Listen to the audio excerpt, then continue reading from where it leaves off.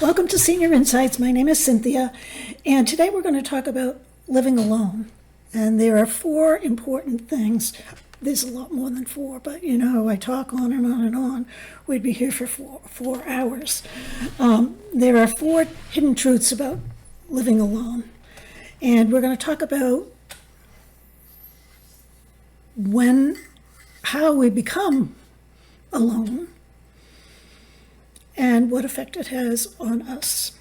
So basically, we're going to be talking, there's all different kinds of alone. You could have chosen to be alone, and you like it just the way it is. Or you could be a widow or a widower. Or you can be divorced.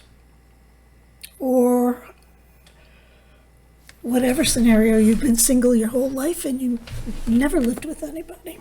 Or you have a roommate and they left. So there's all different reasons why we're solo.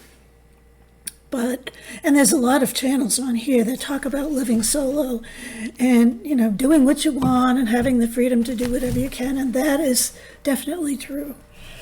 But for those of us who didn't choose to be alone, who never had any experience being alone, it's really an emotional adjustment.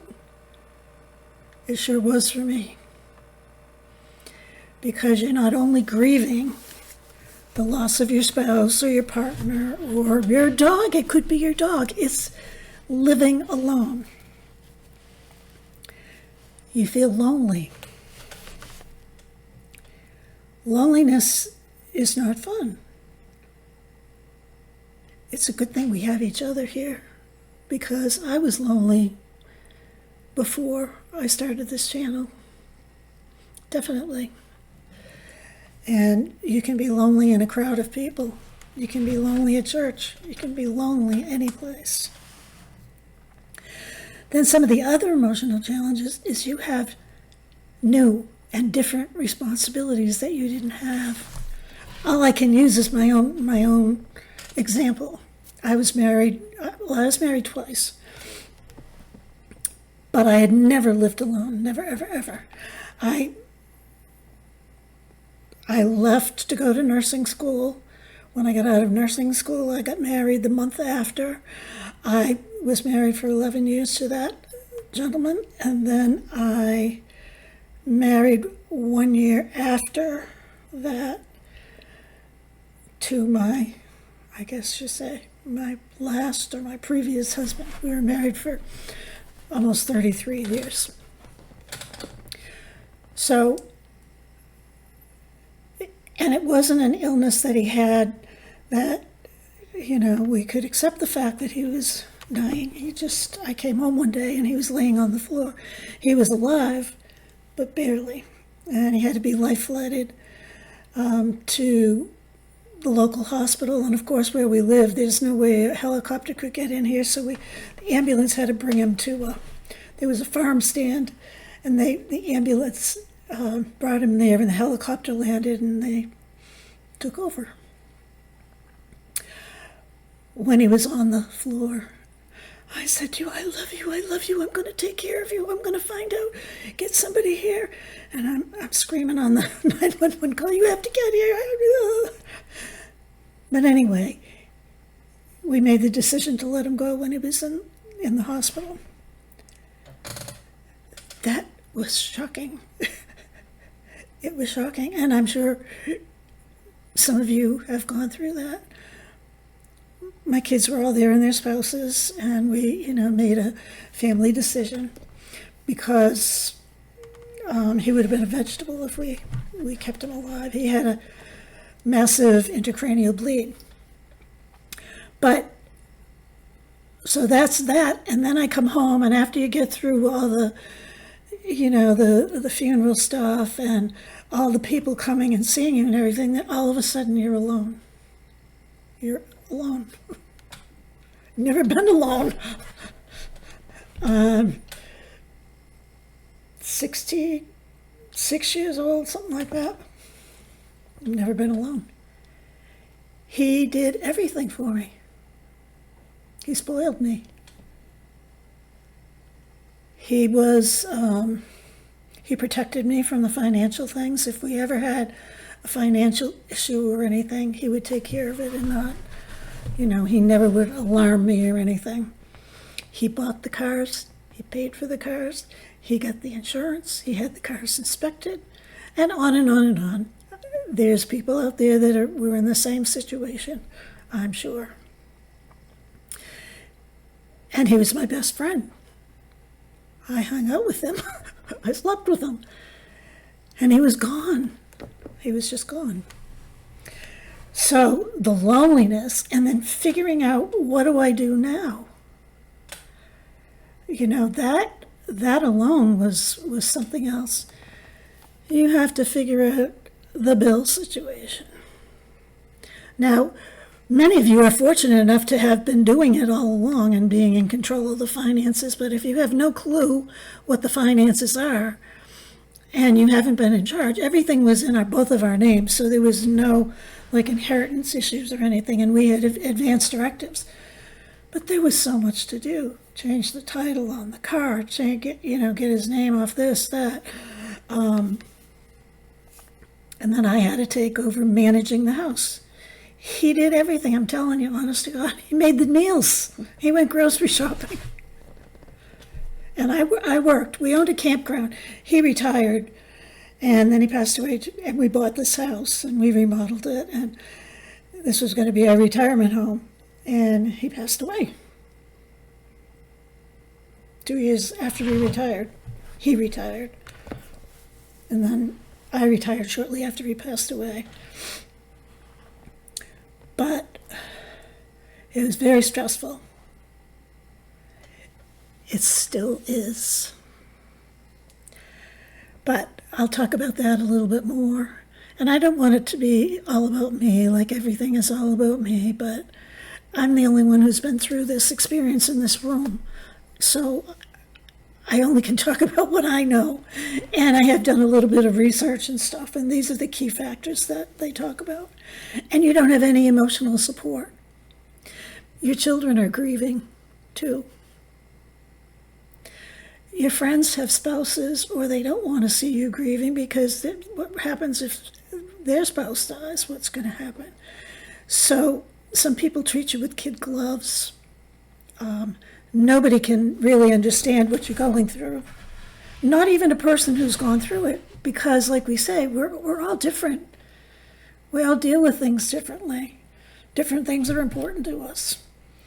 So anyway, so you don't have that emotional support most of the time.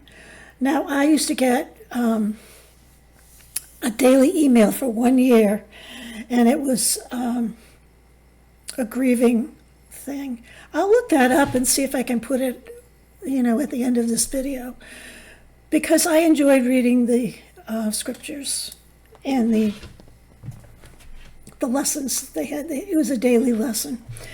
And then I also went to a grieving group at the hospital.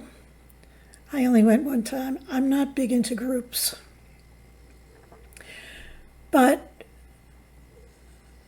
so that's number one, the emotional challenges that you have. And number two, there's practical considerations that, especially for a sudden death, you didn't plan for, like the financial. And what I was saying, I didn't know anything about the checkbook. I didn't know how many bank accounts we had. They were all in my name as well. So that is a blessing. Make sure that you have that. Who does all the chores? He's gone. He used to do the grocery shopping. If the car needed air in the tires, he would take it to get air in the tires. If it needed to be inspected, he did it. He did the grocery shopping. Now, you might think, no wonder she's a doozy like she is. It was the way it was. He did all of that hard stuff. And then there's safety concerns. When you're elderly and you live in the woods all by yourself, and you have to walk down a steep driveway to get into your house, you have to worry about all, well, you have to be concerned. I don't really worry about too much. I worry about you guys on YouTube, but I don't worry too much. But you have to worry about security. You have to worry about making sure that the yard is maintained so you don't break a leg. You know what I mean. You have safety concerns that you've got to take care of. If you want grab bars in the bathroom, well, guess what? You have to buy them, and either you have to install them, or you have to find somebody to install them as a favor, or you have to pay someone. And if you don't have a lot of money, then it's really hard. You better figure out how to do it. And that's not easy. But I was always very independent, but I was always able to do these things that, he was doing, but I wasn't stupid. I figured it out pretty well. And then I'll tell you about my finances, though, another time, because that's another whole story.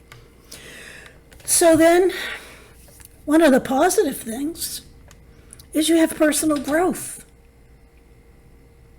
It's true. All of a sudden, you know how to do the checkbook. You know how to put gas in your car. You know how to get your car inspected. You know how to have your tires rotated. All those things that maybe you didn't do. And I know a lot of you are going to say, oh, I do that now. But there's a lot of people who don't. And those are things that need to be done that some of us didn't have to do. You have to figure out who's going to plow the driveway. So you figure it out. The water heater breaks.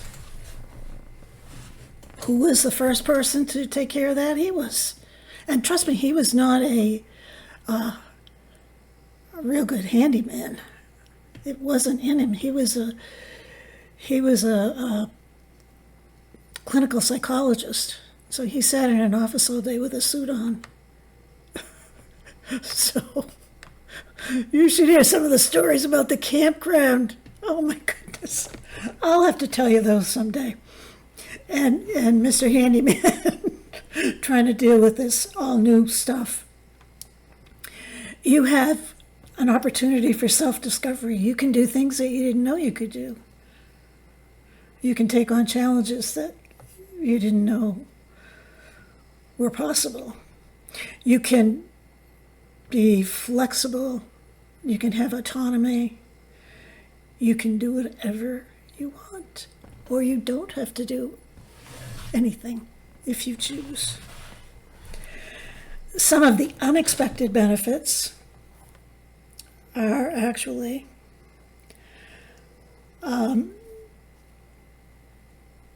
increased mental focus, increased creativity, increase in productivity. I do a lot more now than I ever did before. I used to say, what do you do around here all day? I found out what he did all day, and now I do it.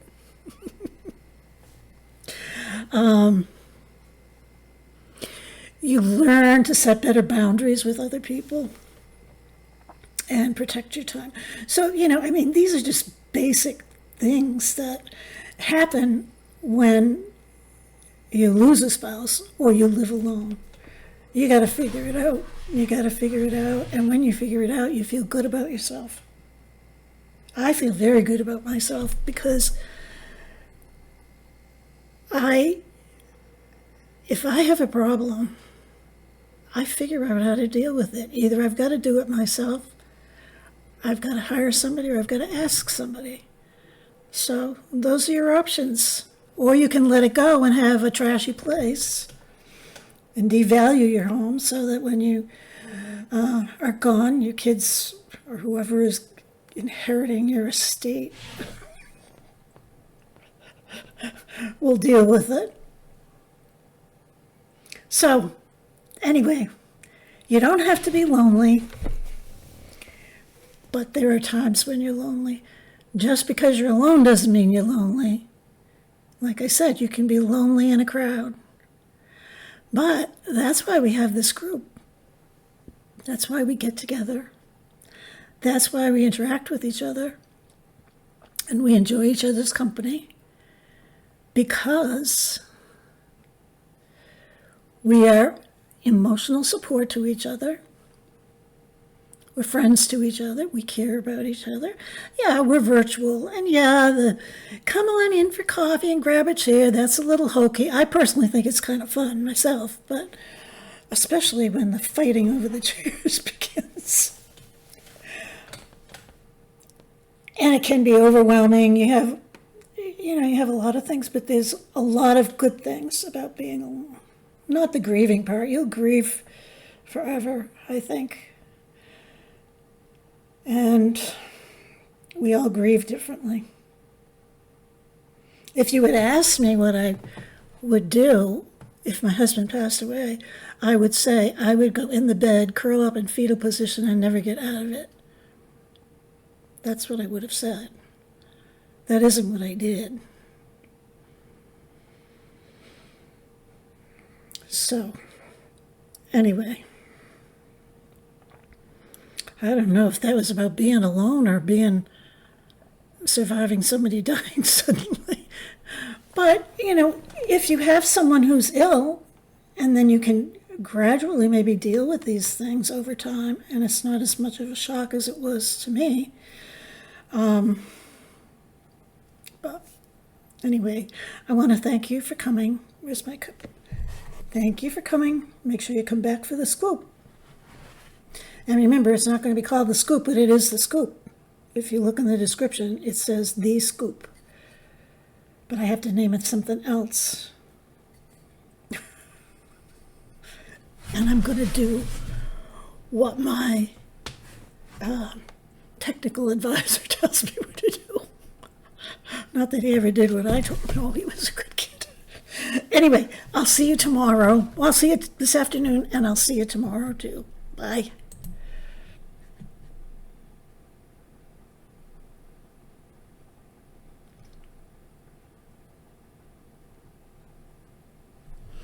How many minutes is that? That's 17.